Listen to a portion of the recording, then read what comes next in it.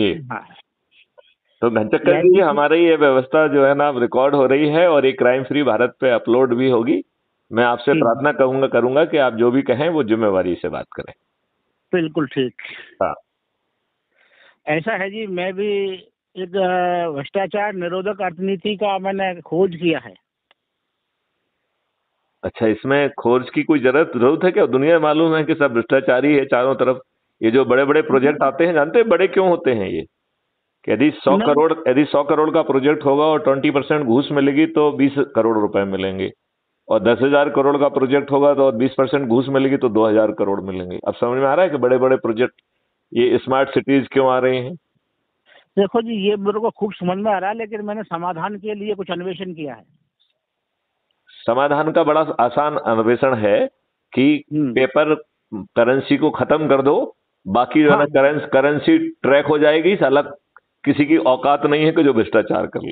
हाँ, ये बिल्कुल मैंने भी यही यही सोचा है कि जो कैश करेंसी की इसके जगह हर भुगतान चेक करेंसी से, और चेक में भुगतान का कारण भी लिखवाया जाए। सब डिजिटल होगा और साइबर क्राइम कोई कर नहीं सकेगा। साइबर क्राइम करने की भारत में किसी की औकात नहीं होगी।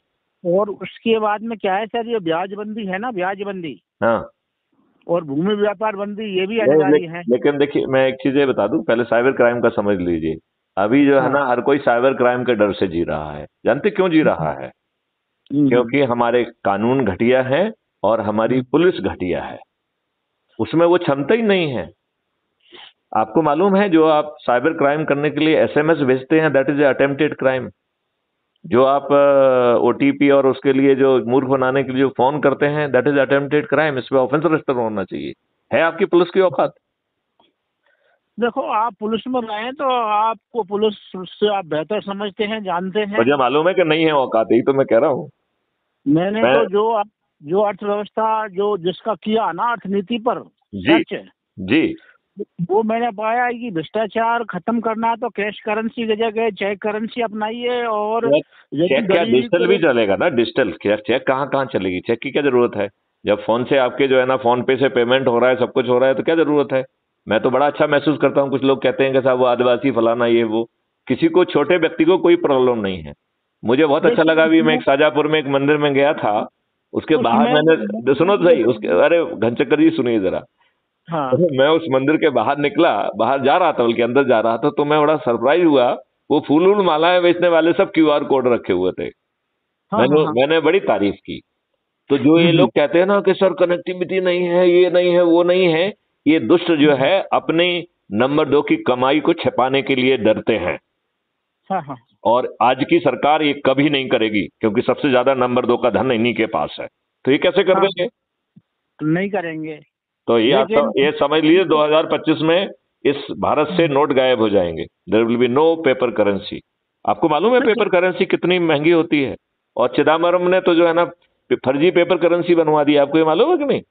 नहीं, मेरे को मालूम है, खर्चा का भी मालूम है, कितना नहीं, खर्चा आपको ये करते हैं। मालूम है कि पेपर करेंसी फर्जी कैसे बनी?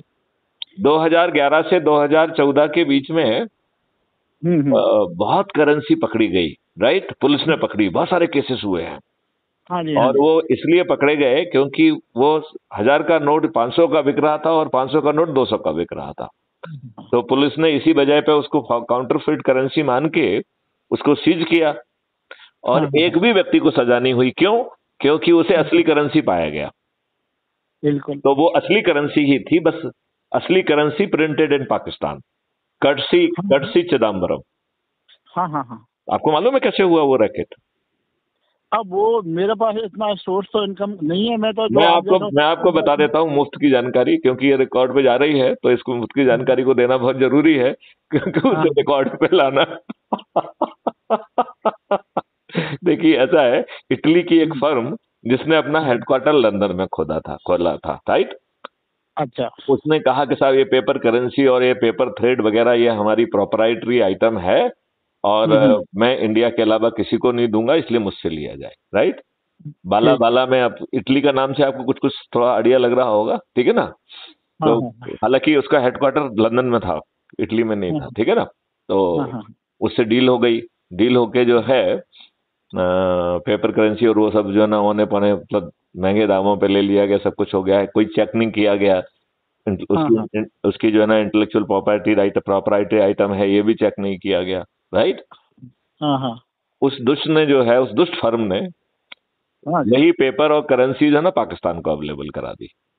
अच्छा हमारे कुछ विद्वानों ने अपनी पुरानी मशीन नंबर 2 में कबाड़े में बेच दी, उसे भी पाकिस्तान तक, वो पाकिस्तान में पहुंच गई। तो अच्छा। बस मशीन भी असली असली, पेपर भी असली, थ्रेड भी हाँ हाँ असली, सब कुछ असली, बस हाँ। मेड इन पाकिस्तान हो गया वो। अच्छा, और अब जाते इसमें एक और अच्छी बात बताते हैं, बहुत बहुत अच्छी बात है, उसको जरूर सुनिए, ठीक है ना। हाँ हाँ। तो इसको चेकिंग पहले इंडिया में की गई, तो इंडिया में जुनून पाया गया, तो फिर इन्होंने जो है ना उसको यूरोप में भेजा, तो यूरोप में 2-3 कंट्री में भेजा गया, सभी जगह वो ठीक पाया गया, ठीक है ना। फिर ठीक है। फाइनली में इसे यूएसए भेजा गया, तो यूएसए ने कहा कि साहब ये सही करेंसी तो है ही, लेकिन इसमें कुछ डॉट एक्स्ट्रा लगाए गए हैं वो रिकॉग्निशन के लिए। तो पाकिस्तान इतना होशियार था कि वो करेंसी को कहाँ यूज कर रहा है, ड्रग में यूज कर रहा है, टेररिज्म में यूज कर रहा है, तो उसके आइडेंटिफिकेशन के लिए उसने कुछ डॉट्स लगाए हुए।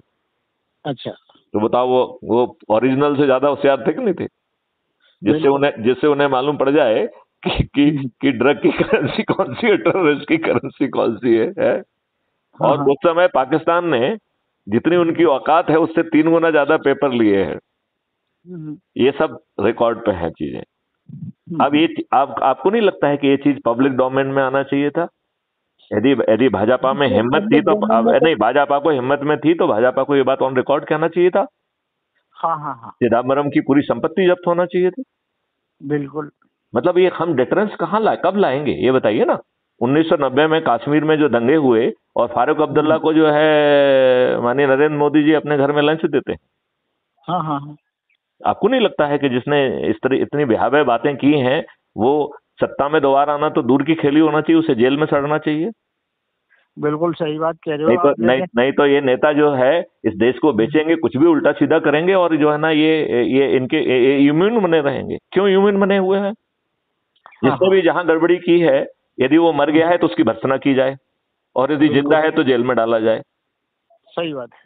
नहीं, मर गया है तो भी नहीं छोड़ना है, भर्त्सना तो कर ही देना है।